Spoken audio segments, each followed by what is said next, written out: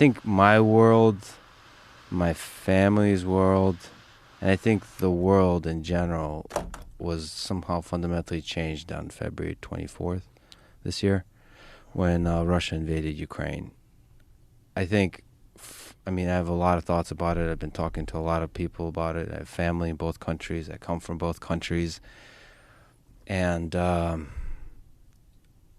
first and foremost, it made me realize that a global hot war is within a possibility for this century.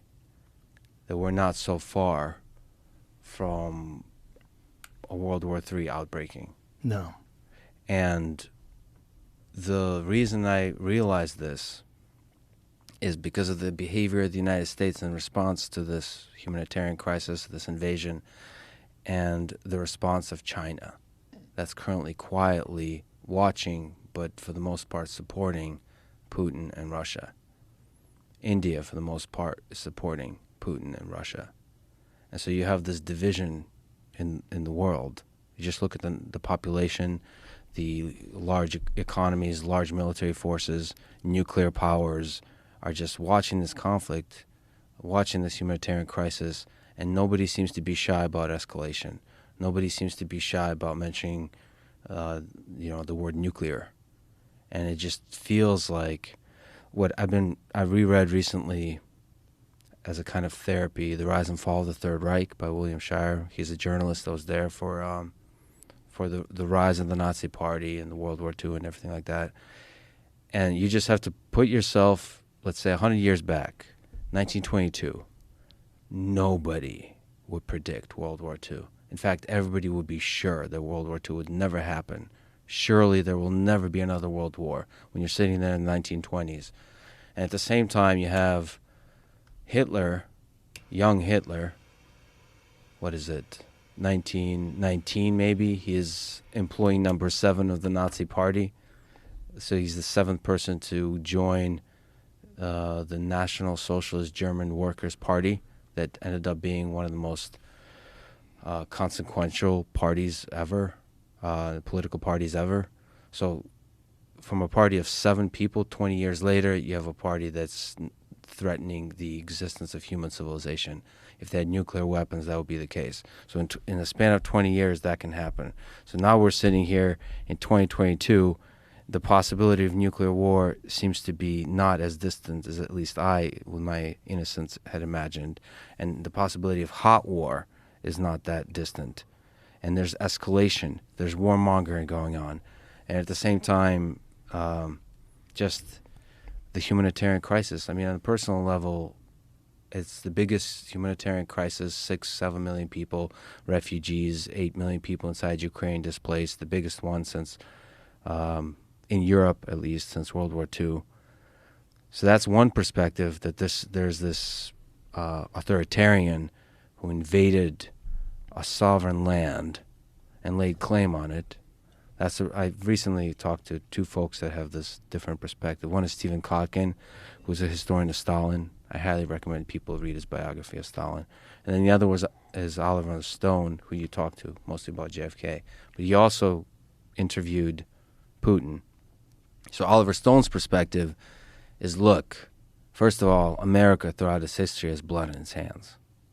NATO is pressuring through its expansion, pressuring Putin, pressuring the other non-NATO regimes.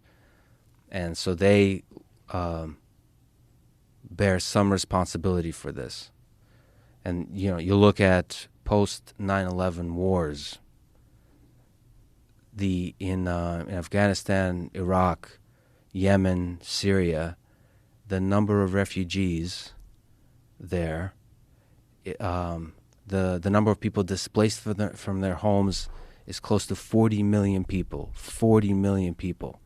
And the number of dead is over 1 million people. And those are wars either started or catalyzed or propped up by the United States. That's the Oliver Stone perspective. This idea that the United States is the good guys is a complicated one.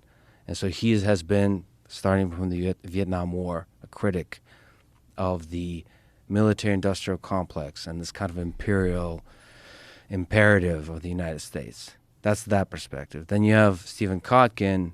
You have just the Western perspective is like, no, yeah, America has blood on its hands, but you can't do this moral. There's no moral equivalence here. There is good guys and bad guys in the world. The good guys are flawed, yes, but the reality is Putin's Russia is an authoritarian regime, no respect for freedoms of all kinds, including freedom of the press and freedom of speech. There's a lot of basic violation of human rights, and there's just a straight-up invasion of a sovereign land, and that's a war crime, and Putin is a war criminal.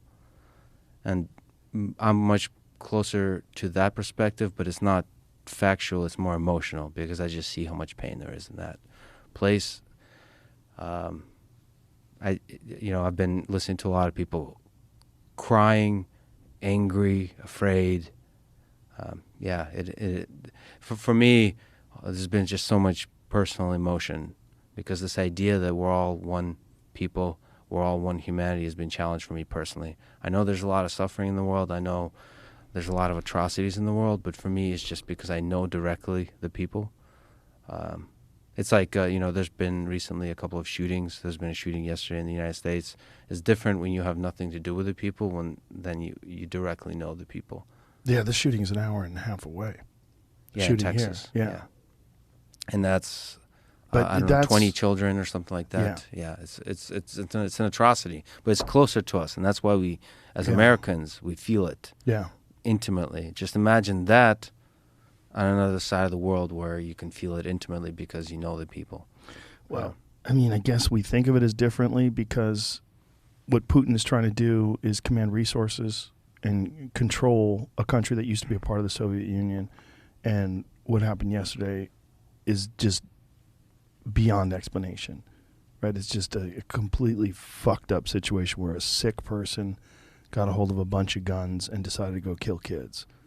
And it happens in this country like every now and then. It's like, how do you stop that? No one knows how to stop that. What is the answer? Is the answer take everyone's guns? Well, they're not going to give their guns up. So you're going to have only criminals are going to have guns.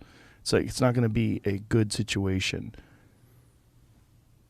And is the answer make schools these armored compounds where you have armed guards outside of every school dressed like it's a military? Boy, that's not something we want either. But what do you do to protect the children? And how many dollars is that going to cost? Like, do we even have the money to do that? Like, but the Oliver Stone perspective, when you're talking about the difference between the way we look at the rest of the world versus the way we look at our own actions, when you start bringing up Yemen,